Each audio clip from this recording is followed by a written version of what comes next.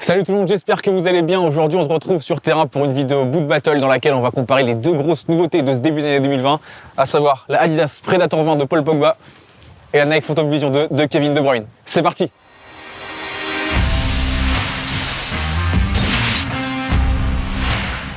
Round 1.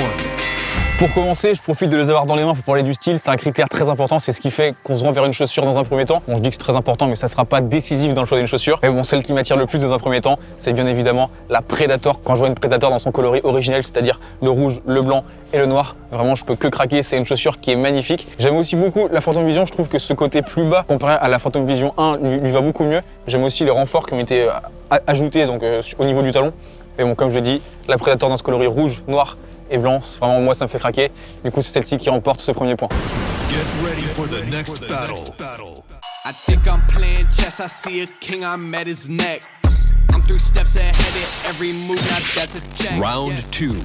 Bon, je vous ai dit que le style c'était très important sur une chaussure de foot parce que c'est ce qui nous faisait aller vers une chaussure dans un premier temps, mais c'est surtout pas ça qui va faire qu'on se lance dans une chaussure. Donc pour moi le critère le plus important c'est bien évidemment le confort et c'est ce dont je vais vous parler maintenant. Donc pour ce qui est de ce point là, il faut savoir que déjà j'ai testé les deux chaussures dans leur version haut de gamme, donc celle-ci en 20.1, il existe encore une version sans lacet mais c'est reste une chaussure haut de gamme, et celle-ci donc dans sa version élite. À partir du moment où on sait ça, il faut savoir que c'est quasiment impossible d'être déçu en termes de confort avec une chaussure de ce prix là, de cette qualité là. Vraiment tout a été pensé pour que ces chaussures soient confortables. Au niveau de mon ressenti maintenant, je me suis senti plus à l'aise dans la Nike Phantom Vision 2 que dans l'Adidas Predator, tout simplement parce que le revêtement est beaucoup plus souple, beaucoup plus fin, il va beaucoup mieux s'adapter à la forme du pied. Dans mon cas, j'ai un pied large, donc j'aime bien les chaussures qui vraiment me laissent de la liberté. Là, avec un revêtement un peu plus rigide, j'avais l'impression d'avoir un pied un petit peu plus emprisonné, on va dire. Ça reste vraiment très léger, mais un peu plus serré que dans la Nike Phantom Vision 2 qui me laissait vraiment plus de liberté et donc beaucoup plus de confort. Donc pour conclure, cette chaussure, elle est devant au niveau du confort, donc ça fait 1-1, mais il n'empêche que cette Adidas Predator, elle n'est pas en reste. Get ready for the next battle.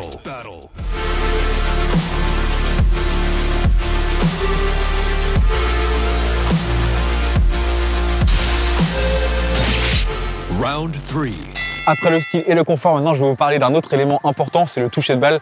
Bien évidemment qu'on est joueur de foot, on a tout le temps envie d'avoir le ballon, donc ça va vraiment être important de bien se sentir dans sa chaussure quand on touche le ballon. Donc pour ce point-là, ce qu'il faut savoir, c'est que les deux chaussures vendent chacune un argument essentiel pour le toucher de balle. Chez Adidas, ça va être le Demon Skin qui est censé apporter beaucoup plus de grip et qui surtout donner beaucoup plus d'effet au ballon lors des frappes. Chez Nike, ça va être la technologie Ghost Lace qui va pouvoir apporter cette zone de frappe lisse sur le coup de pied pour avoir une frappe, on va dire, plus précise et plus pure. Ce qu'il faut savoir, c'est que pour moi, au niveau du toucher de balle, ça va se ressentir comme au niveau du revêtement dont je vous ai parlé tout à l'heure. Cette chaussure, elle est beaucoup plus fine et beaucoup plus souple. Donc c'est cette chaussure qui va l'emporter sur ce point-là, tout simplement parce qu'on ressent une vraie proximité avec le ballon. Néanmoins, cette Adidas Predator elle procure quand même un bon toucher de balle.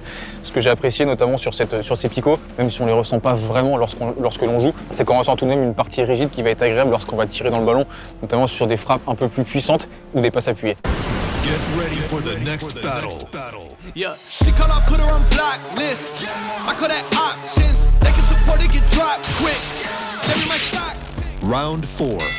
Donc voilà, après ce troisième critère, ça fait 2-1 pour la Phantom Vision. Et maintenant, je vais vous parler de la maniabilité, un critère que j'ai d'habitude du mal à aborder parce que je ressens pas forcément de différence entre les différentes semelles. Je vous avais même dit que je ressentais pas forcément de différence entre une semelle séparée en deux, donc comme c'est le cas sur la semelle Control Frame de la Predator, et sur une semelle unifiée comme c'est le cas sur la Phantom Vision. Pour le coup, cette fois-ci, après les avoir testés, on va dire à quelques minutes d'intervalle seulement, je peux vous dire que j'ai ressenti une vraie différence et j'ai particulièrement apprécié la semelle Control Frame. Vraiment, c'est assez difficile à expliquer, mais on sent qu'elle est beaucoup plus souple, beaucoup plus maniable, et donc vraiment dans les changements de direction, on sent que son pied est mieux accompagné dans ses mouvements. Donc pour ce critère de la maniabilité, point pour la Predator, et en plus ça semble confirmer une tendance chez les marques, celle justement de la semelle séparée en deux. On avait déjà vu ça sur la Nemesis, maintenant sur la Predator, et c'était déjà le cas chez Nike avec la gamme Mercurial.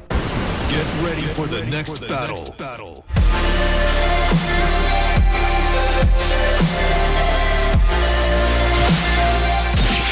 Round 5. On arrive presque à la fin de cette vidéo et ces deux chaussures se retrouvent encore une fois à égalité. C'est donc le rapport qualité-prix qui va les départager. Donc bien évidemment, je vais vous parler du prix. Cette chaussure elle est disponible à 270 €, donc dans sa version haut de gamme, la version Elite. Et celle-ci que j'ai dans les mains, donc la Adidas Predator 20.1, elle est disponible à 220 €. On constate donc une différence de 50 € entre ces deux modèles qui sont pour le coup en termes de qualité vraiment très proches. Donc c'est ces 50 € qui vont faire la différence. Ça va être point pour la Predator. Get ready for the next battle. On arrive donc à la fin de cette vidéo et si vous avez compté jusqu'ici, c'est donc la Adidas Predator qui sort vainqueur de ce duel. Ça fait 3-2 pour la Predator face à la Phantom Vision.